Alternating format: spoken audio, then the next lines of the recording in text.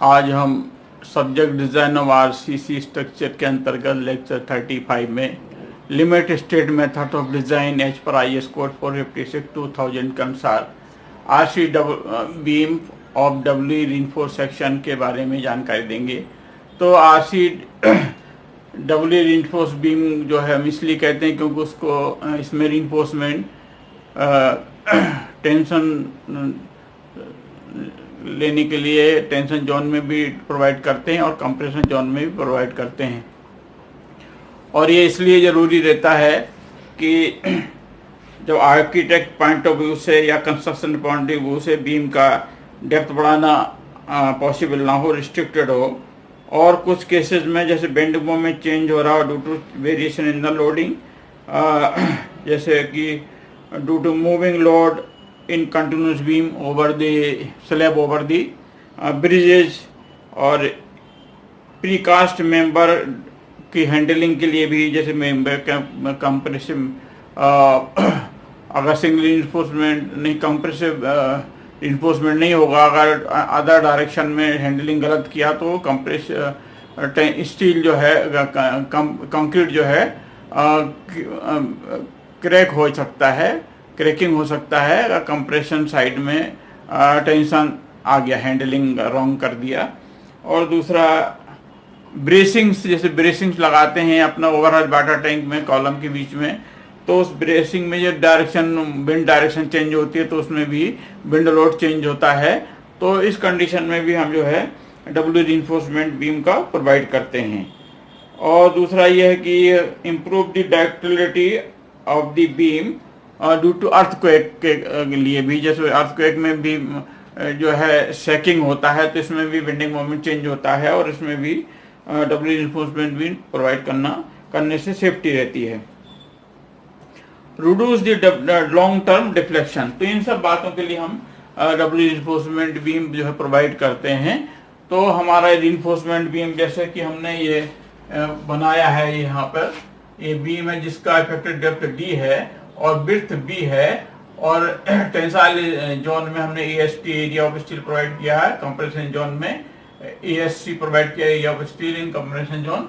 और ये ऊपर टॉप रिइंफोर्समेंट में जो है इफेक्टिव कवर D डैश है, और ये हमने बनाया है, ये स्ट्रेन डायग्राम बनाया है, ये एप्सिलॉन CU यानी strain in concrete ultimate in top most fibre में ये होता है, जैसे पहले भी देख चुके सिंगल रिइंफोर्स्ड बीम के केस में भी, तो 0.0035 होता है। और कंप्रेशन जोन में ये कंप्रेशन स्टील के लेवल पर जो है इसकी वैल्यू हम अभी इसमें निकालेंगे कि कितना होता है। और इस प्रकार से ये स्ट्रेस डायग्राम भी हमको मालूम है, टॉप मोस्ट फाइबर में 0.446 FC के होता है कंक्रीट में, और ये जो है जैसे रेक्टेंगुलर और पैराबोलिक सेक्शन बनता है, डायग्राम बनता है स्ट्रेस डायग्राम में, तो इसका स्टैंडर्ड जो है 0.42 XU लेवल पर बनता है, यानी XU का है डेप्थ ऑफ न्यूट्रल एक्सिस है, तो यहाँ पर ये बनेगा। इसकी value compression in concrete equal to होता है 0.36 FC की BXU होता है। और ये जो है at the compressive steel level पर होता है compressive force, stress in steel in compression, ये हमने लिख दिया है स्ट्रेस इन कंप्रेशन स्टील, और ये होता है CSC equal to FSC equal to AS यानी steel area of steel in compression. तो ये हमारा स्ट्रेस स्ट्रेन डायग्राम इस प्रकार से डब्ल्यू रिइंफोर्समेंट में बनेंगे। तो total compressive force stress diagram से C equal to CS plus CC plus CS, यानी कंप्रेसिव फोर्स इन कंक्रीट और compressive force taken by the steel, दोनों का सम होगा। और तो कंप्रेसिव स्ट्रेस इन कंक्रीट हो जाएगा C माइनस CS, यानी total compressive force minus compressive force taken by the steel. तो ये C इक्वल टू 0.36 FC के B इंटू XU, ये FC के मालूम है, stress of concrete in compression, और B जो विड्थ ऑफ बीम, और XU depth of neutral axis. Minus FCC यानी stress in concrete in compression और area of steel in compression. तो एरिया ऑफ स्टील कंप्रेशन में जो डाला बहुत कम होता है, नेग्लिजिबल होता है, तो ये पूरा फिगर जो है ये नेग्लिजिबल रहेगा। FCC और AFC जो है नेग्लिजिबल रहेगा। हेंस CC इक्वल टू हो जाएगा 0.36 FC की BFCU, इतना फिगर बचेगा इतना। And compression taken by steel हो जाएगा stress in steel in compression और area of steel in compression. Tension taken जो होगा वो वैल्यू हो जाएगी 0.87 F इंटू ST, यानी स्ट्रेस इन स्टील ये हो गया 0.87 F और area of steel in tension AST हो गया। Now equating C equal to T for equaling condition we get 0.036 FC के BFCU plus FSC ASC equal to 0.87 F by AST हो जाएगा। Now from the strain diagram से ये strain diagram में देखा this बटे this यानी 0.035 upon FU equal to this upon this length, तो E epsilon SC upon FCU upon minus D dash, यानी ये this अपॉन this। तो ये अब हमने इसको फिर इसको एप्सिलॉन इसको ऐसा किया, ये एप्सिलॉन SC इक्वल हो जाएगा 0.0035 मल्टीप्लाई FCU अपॉन XU और minus D dash upon XU। तो इस प्रकार से ये इस प्रकार से रहेगा ये।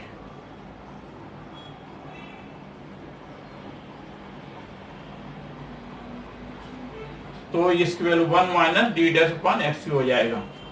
Now FSC equal to stress in steel in compression हो जाएगा strain in steel in compression multiplied by modulus of elasticity of steel. तो इसकी वैल्यू हम रखेंगे FSC equal to 0.0035 1 minus D dash upon FCU यहाँ निकाला हमने ये, और इंटू इसका ES की वैल्यू सभी स्टील के लिए होता है 2 इंटू 10⁵ होता है।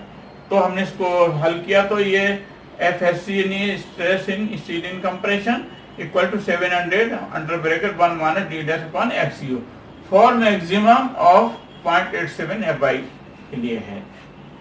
Now moment ultimate moment of resistance equal to CC यानी compressive stress in concrete multiply by lever arm respective और plus CS यानी compressive stress taken by steel into respective lever arm।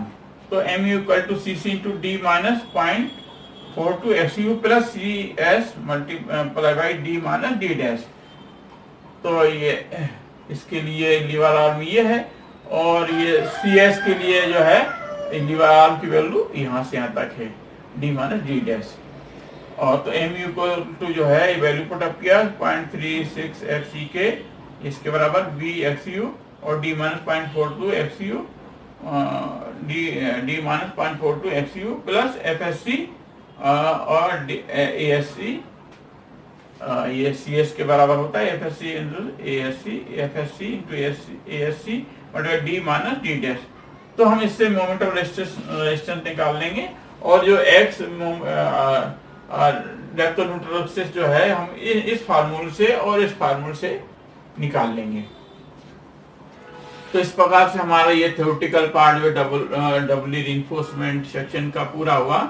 आपको अगर इसमें कोई डाउट हो तो आप कमेंट में लिख सकते हैं, हम जवाब देने की कोशिश करेंगे। और इसको पसंद आया हो तो इसको जरूर लाइक करें और स्टूडेंट को शेयर करें ताकि उनको भी इसका लाभ मिले।